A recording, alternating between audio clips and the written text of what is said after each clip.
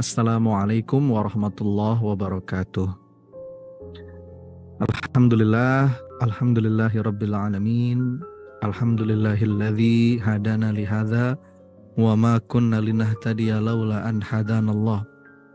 Asyhadu an la ilaha illallah al-malikul haqqul mubin wa asyhadu anna Muhammadan abduhu wa rasuluhu al-mab'uts rahmatan lil alamin.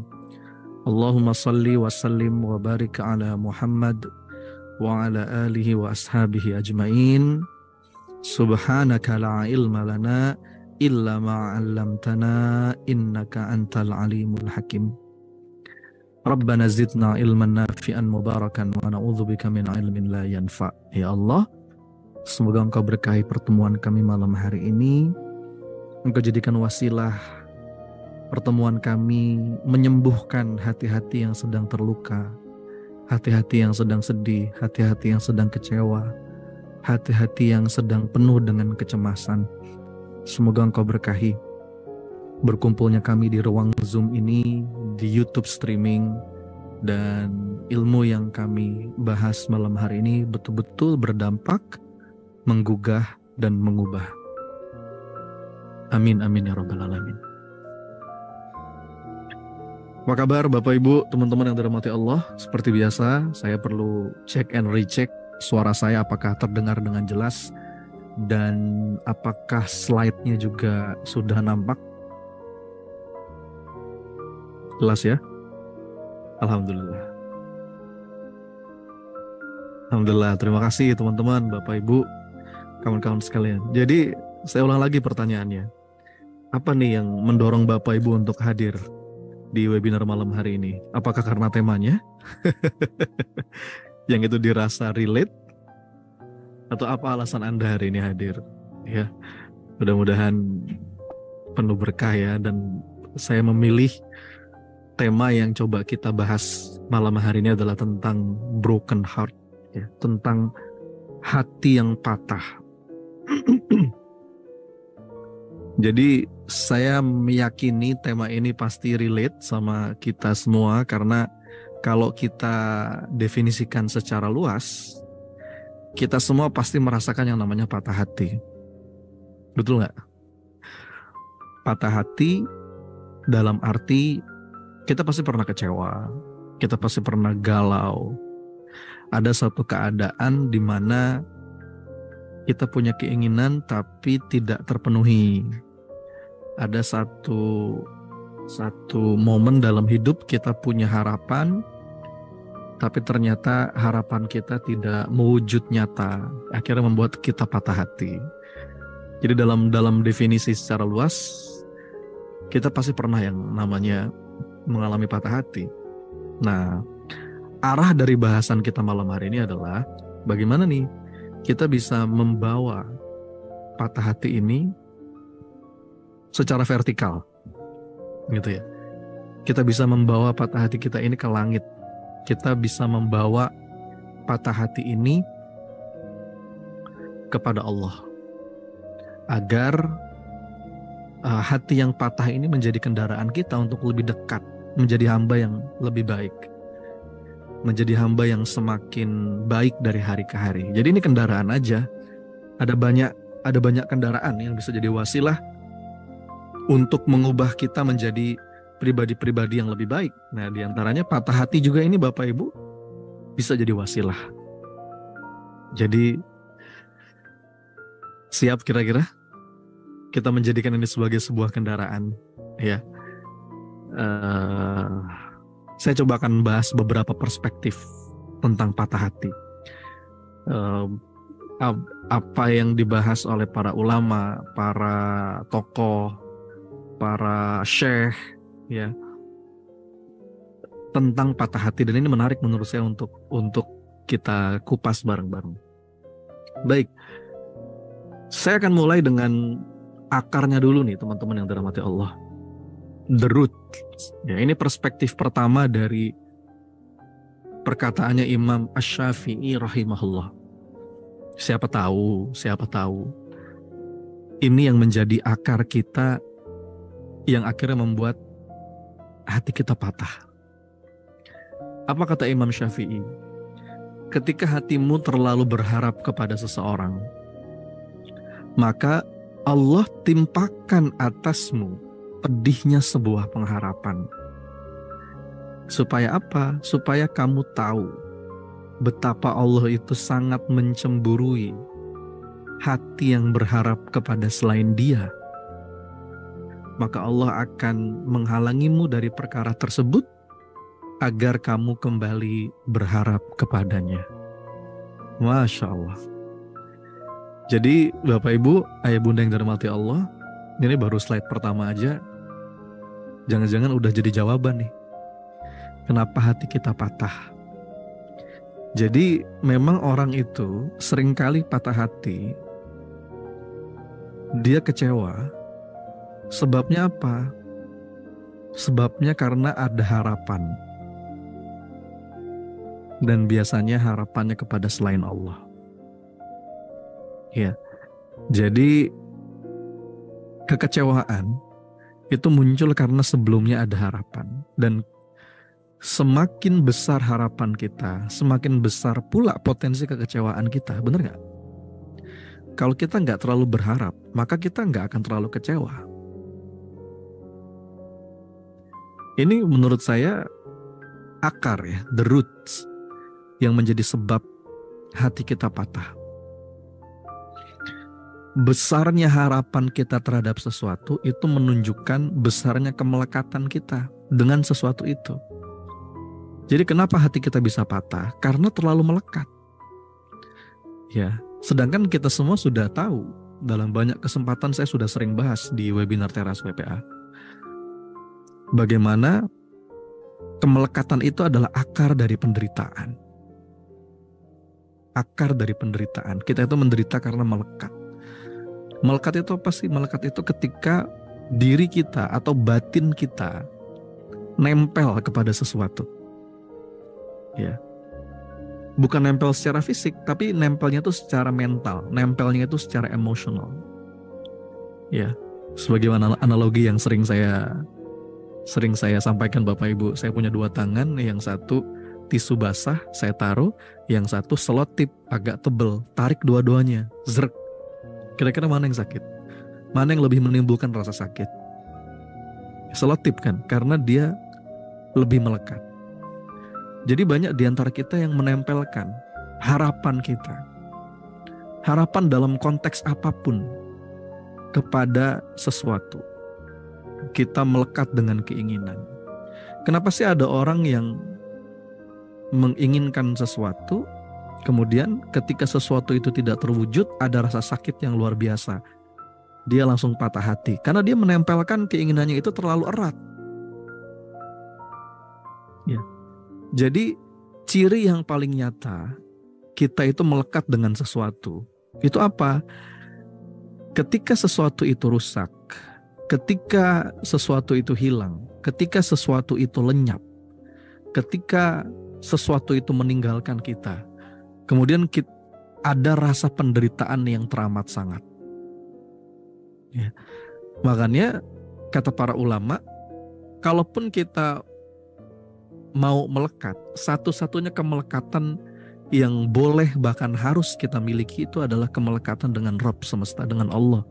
Itu satu-satunya kemelekatan yang akan membahagiakan kita, menenangkan kita, mendamaikan kita ketika lekatnya hati kita dengan Allah.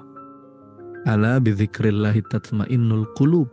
Hanya dengan mengingat Allah hati jadi tenang. Kenapa begitu? Karena Allah gak akan ninggalin kita. Allah tuh gak kemana-mana. Allah gak pernah ninggalin kita. Kita yang sering ninggalin Allah. Sebagaimana syair dari Maulana Rumi, aku hadir tapi engkau lupa untuk datang. Allah nungguin kita, kitanya gak datang. Maka hati-hati nih dengan kemelekatan. Saat kita menyandarkan harapan kepada sesuatu selain Allah, biasanya itu jadi akar hati kita patah. Iya. Makanya kalau kita umroh, kalau kita haji, itu kan ada salah satu rukun. Rukun pertama itu ihram. Bener gak? Ihram itu apa sih? Ihram itu latihan meninggalkan dunia sebelum meninggal dunia. Ihram itu latihan untuk melepas kemelekatan. Kalau buat laki-laki, ketika sudah niat ihram, itu melepas semua aksesoris keduniaan, bahkan yang dikenakan hanya 2 helai kain. Mau kita pejabat, mau kita pengusaha besar, mau kita tokoh terkenal, populer, mau kita artis, ketika sudah dalam keadaan ihram, itu nggak pakai apa-apa kecuali 2 helai kain. Ini buat ngingetin kita bahwa kita datang nggak bawa apa-apa dan pulang juga nggak bawa apa-apa, dalam arti aksesoris dunia. Jadi kita nggak menempel, kita nggak terlalu erat dengan dunia ini. Ya. Adapun dunia itu di hatinya, dunia itu di tangannya, bukan di hatinya. Ini kata Ustadz Sandi Abu Zaki, tanggalkan dan tinggalkan. Nah, itu hikmah ihram. Ya. Nah, saya baru pulang kemarin membersamai jamaah umroh. Saya berdoa mudah-mudahan bisa umroh bareng bersama Bapak Ibu yang hadir malam hari ini lagi. Amin. Ya, yuk kita niatin umroh bareng, insyaallah. Nanti mudah-mudahan ada jadwal terdekat. Ya, cek aja di Instagramnya Perjalanan Hikmah. Nah, saya selalu sampaikan kepada para jamaah, Bapak Ibu, ihram itu latihan untuk menanggalkan dan meninggalkan, melepas kemelekatan. Sebagaimana doanya dari Sayyidina Abu Bakar As-Siddiq, ya Allah, jadikanlah dunia ada di tanganku saja, bukan di hatiku.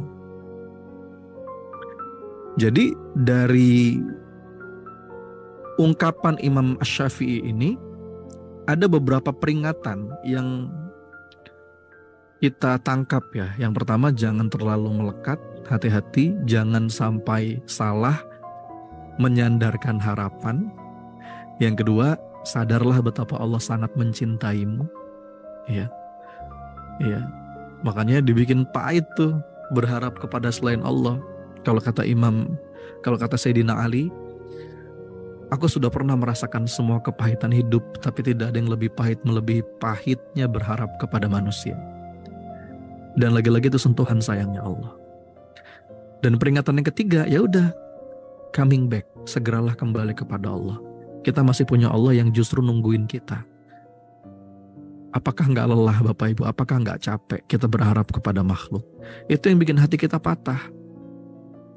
Tugas kita kepada makhluk itu kan hanya memberi aja. Memberi yang terbaik. Memberi cinta. Mengajak pada kebaikan. Jangan biarkan ada secercah harapan. Jadi seperti lagu, hanya memberi tak harap kembali. Kalaupun kita mau pamrih, kalaupun kita mau berharap, maka berharaplah kepada Allah. Makanya hati-hati nih. Cinta itu kadang-kadang membuat kita jadi terikat. Ada sebuah ungkapan, saya ingat dari salah seorang Syekh Thariqat, ya, tokoh sufi. Dia bilang begini, cinta adalah berkah, tetapi bisa berubah menjadi kutukan ketika ada kemelekatan. Gimana? Cinta adalah berkah, tetapi bisa berubah menjadi kutukan ketika ada kemelekatan. Makanya terus gimana? Cintanya 3 arah. Nih segitiga nih. Cintanya 3 arah. Kita, dia, Allah. Sama siapapun, sama anak, sama pasangan, itu jangan cuma 2 arah. Kalau cinta kita cuma 2 arah, itu siap-siap menderita.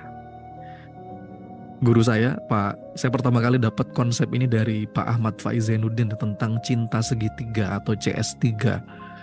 Cintanya 3 arah, jadi kita, dia, dan Allah. Ada Allahnya di situ. Artinya kalau segitiganya begini, makin dekat kita sama Allah, maka dua-duanya pun jadi makin dekat juga. Ya.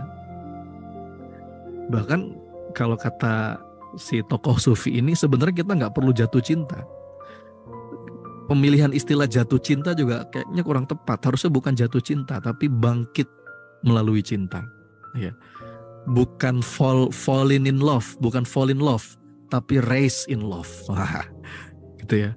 Jadi bangkit melalui cinta. Dan kadang-kadang memang jiwa yang baru itu akan terlahir dari cangkang patah hati. Wah, saya agak puitis malam hari ini, gak apa-apa ya Bapak Ibu ya. Jadi jiwa yang baru itu terlahir dari cangkang patah hati. Kadang-kadang perlu patah hati dulu sih supaya kita ngerti. Kan belajar yang paling berkesan itu dari pengalaman ya. Katanya experience, pengalaman itu adalah guru terbaik. Kalau pakai teori, kalau pakai nasihat, kadang-kadang kita tahu secara teori, tapi belum betul-betul menjadi pelajaran bagi hidup kita sampai kita yang merasakannya sendiri. Ya, sampai kita yang bisa merasakannya sendiri. Jadi cinta tiga arah. Bahkan kalau kata Maulana Rumi, nah ini juga menarik nih. Kalau kata Maulana Rumi ini salah seorang ulama Syekh Thariqat Maulawiyah ya.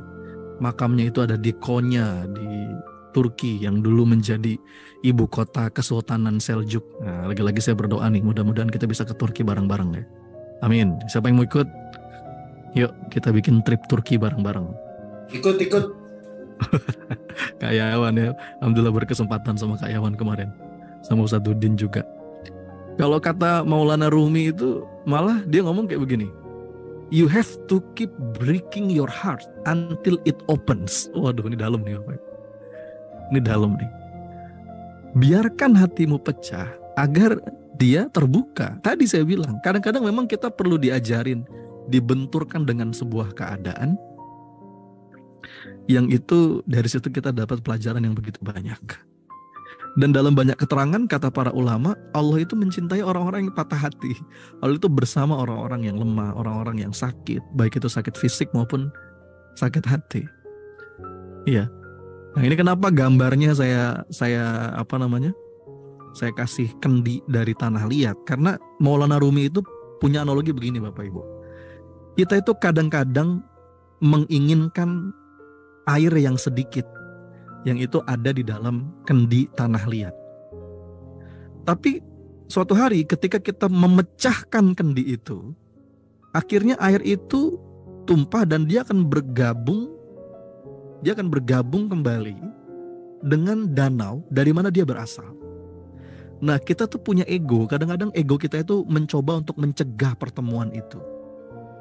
Jadi gini, ego kita tuh seringkali yang menjadi perhatian kita itu keinginan kita, hasrat kita, nafsu kita, ambisi kita, yang kadang-kadang itu tidak terpenuhi.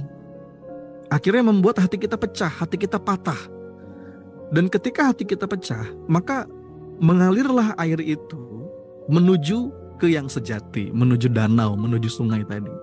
Jadi sebenarnya ketika hati kita patah, itu jadi jalan, ya. Jiwa kita terbuka, kata Maulana Rumi. Aduh, malam hari ini banyak agak-agak puitis Bapak sekalian ya. Jadi ketika hati kita pecah, hati kita patah, jiwa kita itu terbuka jalan untuk kembali kepada yang hakiki, kembali kepada Allah. Dan kadang-kadang ego kita itu seringkali menahan itu. Makanya di antara tujuan utama dari riadoh kita, mujahadah kita, lewat ibadah, lewat amal soleh, itu apa sih? Kita berlatih untuk mengelola ego nih. Berlatih untuk mengatasi keberatan dari si ego ini. Ego kita nih yang kadang-kadang membuat kita terjebak pada kesejatian.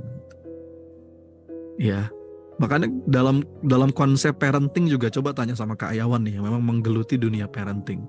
Kita nggak boleh juga mendidik anak dikasih semuanya serba mudah, apa yang dia inginkan selalu kita kasih, itu kan malah nggak bagus. Kadang-kadang kita harus mengajarkan si anak itu kekecewaan. Kadang-kadang kita harus mengajarkan si anak itu satu keadaan yang memang tidak sesuai dengan apa yang dia harapkan, dan dari situ dia akan belajar banyak. Jadi kadang-kadang kalau kata Rumi, you have to keep breaking your heart until it opens. Kadang-kadang memang hati kita perlu pecah agar dia terbuka. Maksudnya ini perspektif yang indah ya, yang bisa kita jadikan satu sudut pandang agar kita bisa memaknai patah hati ini secara positif. Dan ini jadi kendaraan kita untuk jadi hamba yang semakin baik. Jangan sampai dengan patah hati kita malah futur. Jangan sampai dengan patah hati kita malah apa istilahnya? Kita malah nggak membuat lebih baik. Jadikan itu semua kendaraan agar kita bisa menjadi hamba yang terus lebih baik, dan lebih baik. Begitu ya. Nah, apalagi melanjutkan dari perkataannya Maulana Rumi, beliau menyampaikan juga kata-kata Maulana Rumi ini yang saya ambil dalam bahasa Inggris ya. Karena kalau bahasa aslinya Maulana Rumi itu bahasa Persia ya kalau saya nggak salah. Kata beliau, "The one is the place where the light enters you." Luka hati yang patah itu adalah tempat atau adalah jalan di mana cahaya bisa memasuki jiwamu. Ya, jadi patahan-patahan hati itu ya boleh jadi itu justru malah jadi jalan. Cahaya itu masuk ke dalam hati kita. Justru ketika hati kita utuh, ya, itu malah cahaya tuh nggak masuk. Lurus sekalian. Ya, kalau hati kita tidak luka, kalau hati kita tidak patah, kita malah jadi nggak sadar gitu. Ya, kenapa kita nggak sadar? Karena cahaya nggak bisa masuk. Itulah mengapa dalam banyak keterangan kata para ulama, Allah itu dekat, lagi-lagi Allah itu dekat dengan orang-orang yang hatinya patah, orang-orang yang menghadapi penderitaan hidup, karena di situ ada patahan yang membuat cahaya itu masuk. Makanya kalau para sufi gitu, itu punya rumus bagaimana justru penderitaan hidup yang kita alami semestinya membuat kita bersyukur. Teman-teman, lagi-lagi ini perspektif yang penting menurut saya. Ini rumusnya. Bagaimana sesuatu yang mungkin membuat kita patah hatinya, itu malah membuat kita bersyukur. Alhamdulillah, masih diingetin sama Allah. Ini sentuhan sayangnya Allah.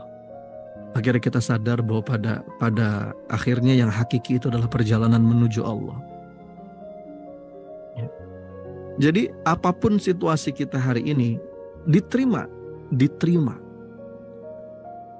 Tanpa menghakimi ya, diterima aja, disadari, diterima. Lalu kita berupaya menghadirkan Allah untuk menemani perjalanan hidup kita. Biarkan cahaya Allah itu masuk untuk menerangi jiwa kita. Ya. Dan kita harus yakin ketika kita butuh ditolong sama Allah, pertolongan Allah itu dekat kok. Tapi kalau kita tertutup, itu jadi nggak ada ruang buat cahaya. Memang terkadang perlu ada celah dalam hati agar cahaya bisa masuk. Ya. Jadi kan itu momentum justru membuat kita jadi hamba yang lebih baik. Momentum agar hati kita lebih bersih. Momentum kita mengadu kepada Allah. Katakan dengan tulus. Ya. Kalau rumus saya kan mengaku dan mengadu. Ya. Ngaku, ngadu.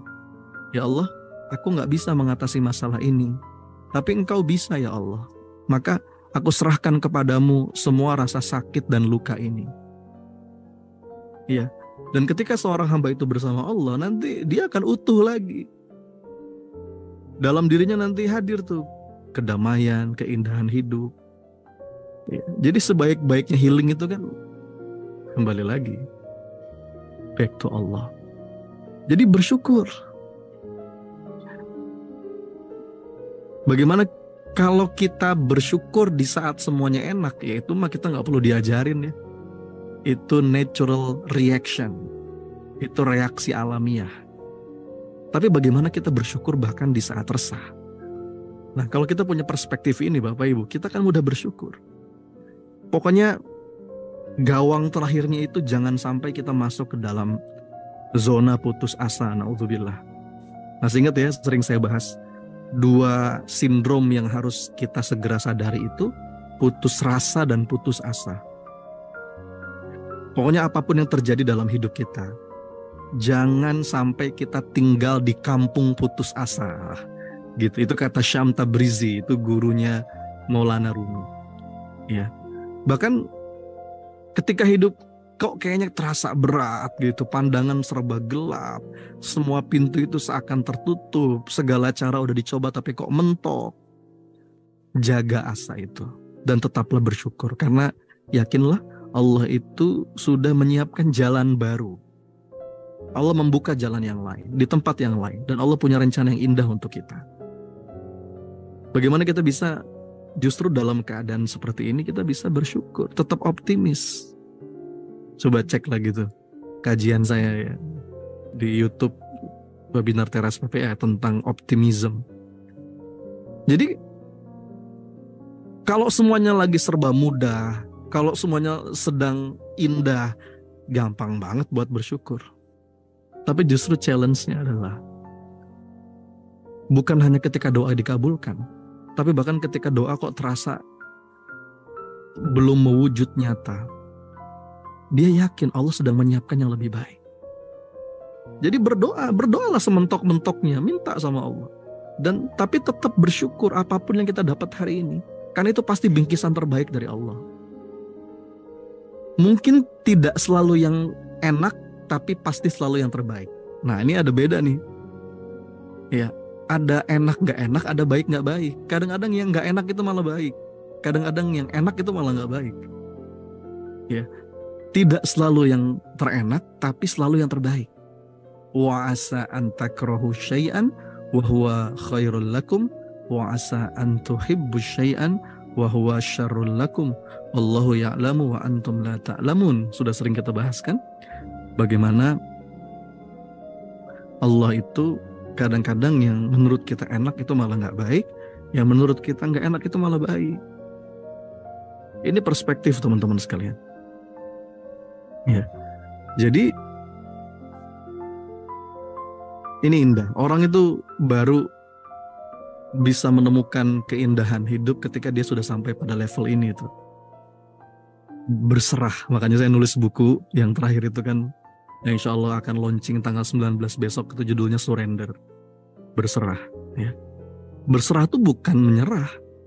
Berserah itu bukan menyerah dengan keadaan. Justru orang yang berserah kepada Allah, dia tidak akan menyerah dengan apapun. Berserah itu bukan pasif, dia itu aktif. Optimis. Ya. Kalau istilah dari Maulana Rumi itu begini. Apa itu optimis? Kita memandang duri, tapi kita melihat mawar. Wah. Gimana Bapak Ibu? Kita memandang duri, tapi kita melihat mawar. Kita menatap kegelapan, ini kayaknya gelap gitu ya. Tapi kita membayangkan subuh itu akan segera datang. Bukankah semakin pekat kegelapan malam itu pertanda bahwa subuh akan segera tiba. Ya. Makanya orang-orang yang menapaki jalan berserah ini itu nggak akan pernah kehabisan kesabaran. Karena mereka paham semua akan datang pada waktu yang paling baik, dalam bentuk yang paling baik. Ya. Jadi nggak perlu terlalu memaksa. Bukankah diperlukan waktu untuk bulan sabit itu berubah menjadi purnama? Aduh, kok puitis banget ya malam hari ini. Butuh waktu untuk bulan sabit itu berubah menjadi purnama. Butuh waktu untuk bunga mawar itu merekah. Jadi gak usah terburu-buru teman-teman. Yang kita perlukan hanyalah waktu. Ya. Wa fil waqtil ladzi yurid la fil waqtil ladzi turid. Pada waktu yang Allah kehendaki, bukan pada waktu yang kita kehendaki, dalam bentuk yang paling baik menurut Allah, bukan menurut kita. Jadi begitu perspektif kita seperti ini, teman-teman yang dirahmati Allah, kita akan melihat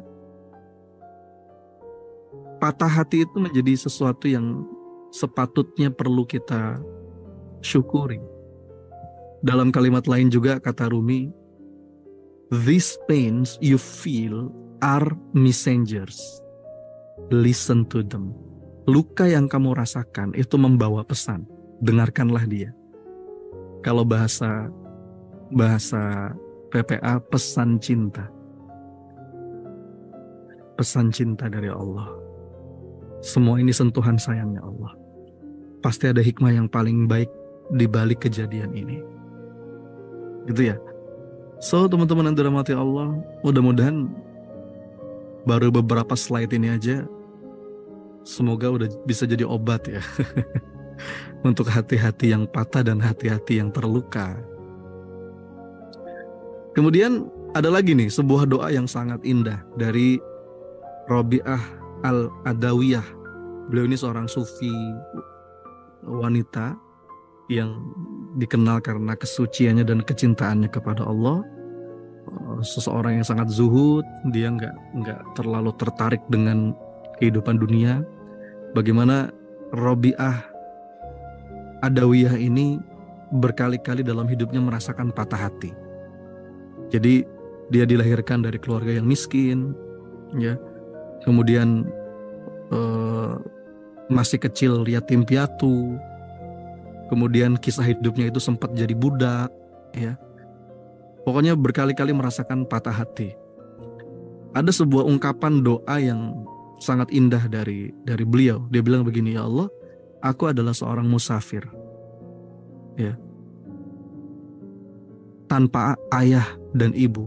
Aku seorang yatim piatu dan seorang budak. Aku telah terjatuh dan terluka. Meskipun demikian, aku tidak bersedih hati oleh kejadian ini, ya Allah. Hanya aku ingin sekali ridhomu. Masya Allah. Anda bayangkan ya, ketika hati yang patah itu kita jadikan sebab untuk berharap Allah ridhoi, maka rasanya akan beda. Bagaimana ungkapan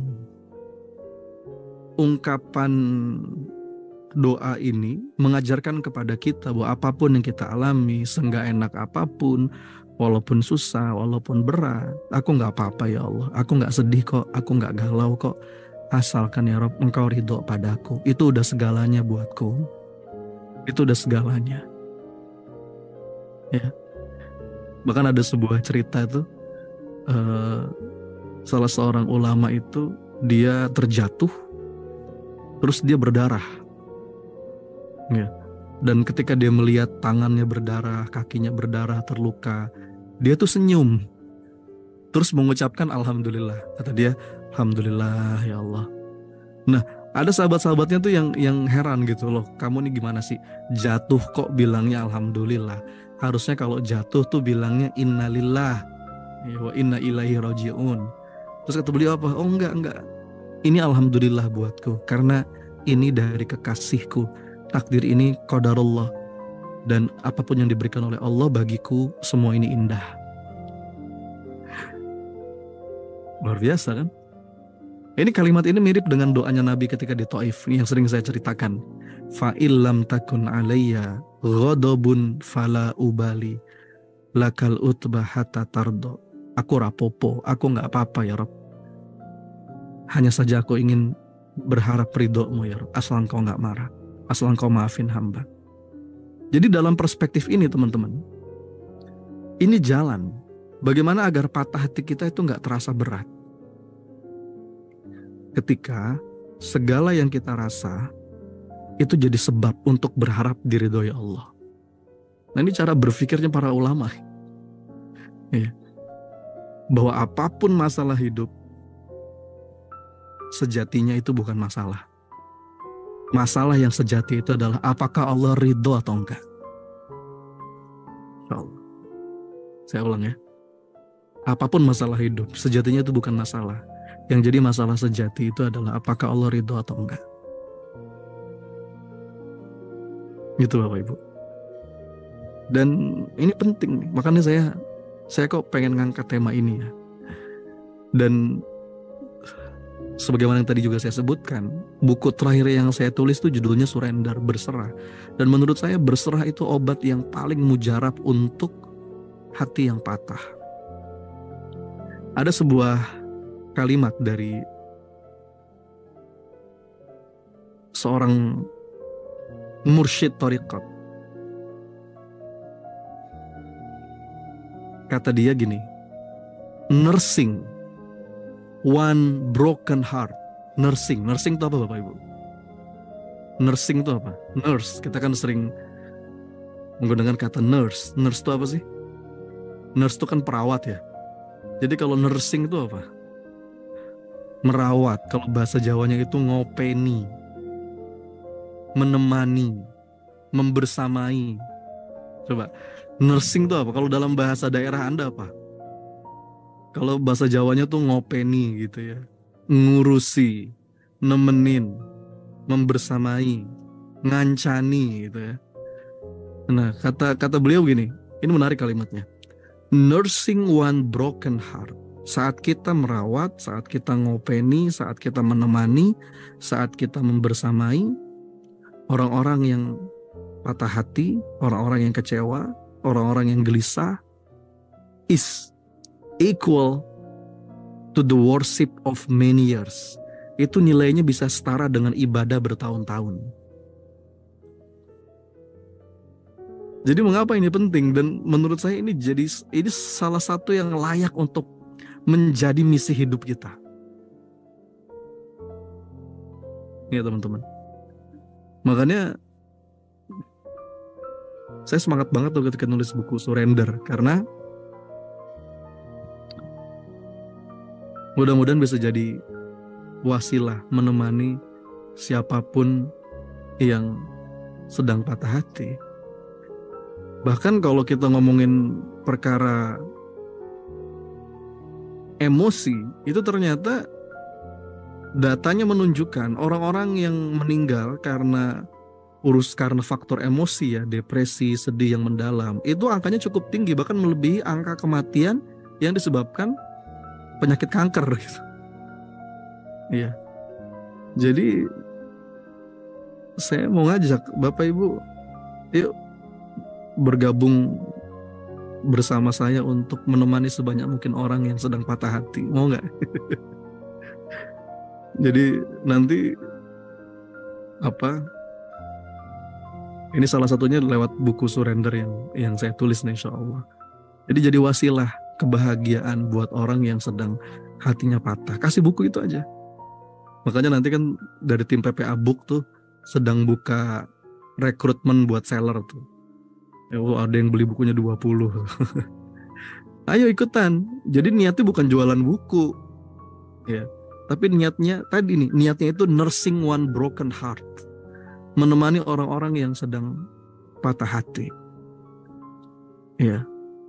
Kasih itu buku Surrender. Semoga itu nilainya seperti ibadah bertahun-tahun. Karena orang tuh kalau udah perkara hati, itu dampaknya bisa kemana-mana. Makanya kata Nabi itu kan, dalam diri kita ada segumpal darah yang kalau itu baik semuanya baik, tapi kalau itu bermasalah semuanya bermasalah. Jadi orang-orang yang sedang hatinya patah itu jangan diketawain. Kadang-kadang kita suka nganggap enteng sih. Ada orang di medsos gitu ya, mungkin masalahnya lagi berat. Kadang-kadang kita ketawain, kadang-kadang kita gitu aja. Karena kita ngeliat dari luar. Seandainya kita mau berempati, kita mau melihat dari sisi dalam, kita akan tahu kok betapa yang mereka rasakan tuh nggak mudah. Dan kadang-kadang nggak butuh juga sih dikasih motivasi. Itu malah jadi toxic positivity nanti. Masih ingat ya bahasan beberapa waktu yang lalu tentang toxic positivity. Kadang-kadang cuma butuh ditemenin aja, butuh dibersamai. Dan ini ibadah yang besar. Ya. Bahkan dalam banyak keterangan yang tadi saya sampaikan, Allah itu bersama orang-orang yang lemah, Allah itu bersama orang-orang yang terpinggirkan, Allah itu bersama orang-orang yang sakit, termasuk orang-orang yang patah hati. Siapa tahu dengan kita melakukan ini, menemani mereka, ini jadi jalan Allah ridha dan jadi jalan curahan berkah. Nah terus bagaimana kalau yang patah hati ini saya, Mas? Ya udah, rawat jalan berarti, sambil kita mengobati hati kita, sambil kita nemenin juga orang-orang lain. Ya, teman-teman yang dirahmati Allah. Jadi buat siapapun yang sedang hancur hatinya, jadikan ini kendaraan untuk bisa jadi hamba yang makin baik, jadi hamba yang lebih baik, insya Allah.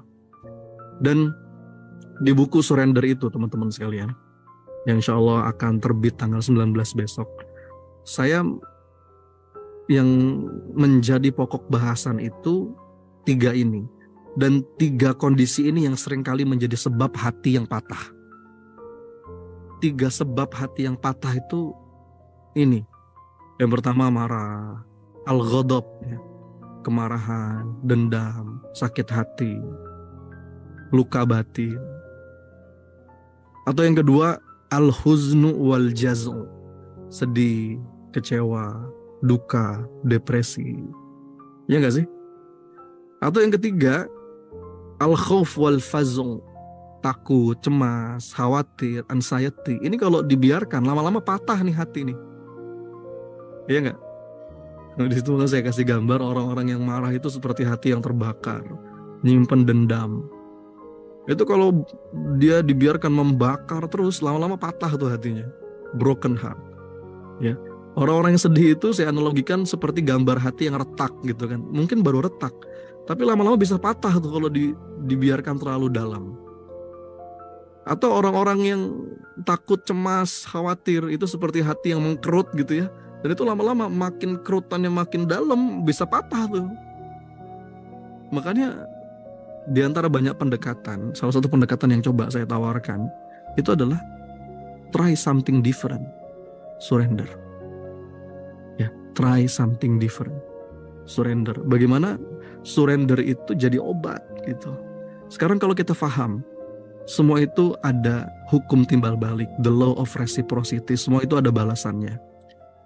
Jadi, kalaupun kita berbuat baik dan orang itu berbuat buruk, itu bukan urusan kita. Pada akhirnya bukan antara kita dan dia, tapi antara kita dan Allah. Semua ada hitungannya. Tu'adunal haqqal ladzi 'alaikum wa tas'alunallaha alladzi lakum. Kita jadi mudah maafin karena kita yakin semua akan dapat balasan. Jadi enteng gitu loh. Terus kalau kita sedih, mungkin ada kalanya kita merasakan sedih gitu. Ya nggak apa-apa, akui aja. Lagi-lagi obatnya berserah. Ya. Merenung, me time, dan kita coba sambungkan hati kita kepada Allah. Dan orang-orang beriman itu sangat meyakini kaidah penting dalam hidup yang Allah sampaikan, fa inna ma'al usri yusra. Bersama kesulitan ada kemudahan. Bahkan 2 kali ditegaskan, dan kata para ulama, ketika kata al-usri itu ada alif lamnya, artinya ini ma'rifah, sesuatu yang definitif. Sedangkan kata yusra itu tidak ada alif lamnya, artinya nakiroh, indefinitif. Bersama dengan kesulitan ada banyak sekali kemungkinan kemudahan. Nah, mindset seperti itu, kaidah seperti itu yang mereka yakini, dan itu akan menguatkan. Ya. Dan di antara obat yang paling mujarab juga kita ngadu kepada Allah kan. Sebagaimana ungkapan Nabi Yakub, qala innama ashku bathi wa huzni ilallah. Ya Rabb, aku mengadukan segala kesedihanku kepadamu ya Rabb. Gitu. Apalagi tadi yang ketiga tentang kecemasan, al-khauf wal faz'u. Lagi-lagi obatnya berserah. Kita menitipkan segala kekhawatiran kita kepada Allah. Bahwa memang di dalam hidup ini ada sesuatu yang bisa kita kendalikan, ada sesuatu yang nggak bisa kita kendalikan. Ya. Dan fokus kita adalah pada apa yang bisa kita lakukan. Jadi ketika kita khawatir, bikin 2 tabel nih. Apa yang bisa kita lakukan, apa yang memang itu nggak bisa kita lakukan. Untuk yang bisa kita lakukan, do something and stop worrying. Untuk apa-apa yang nggak bisa kita lakukan, surrender and stop worrying. Jadi mudah-mudahan mohon doanya teman-teman ya. Ahad ini saya launching buku ke-6 yang judulnya Surrender. Semoga ini bisa jadi teman sebanyak mungkin orang dan jadi obat hati yang patah. Mungkin itu ya yang bisa saya sampaikan. Gak terasa nih udah 1 jam. Mudah-mudahan malam hari ini ada manfaatnya. Dan terima kasih buat yang sudah mesen bukunya. Kita juga mau ngundang, yuk jangan cuma pesan bukunya, jadi juga jalan buku ini sampai kepada orang yang lebih banyak. Gitu ya.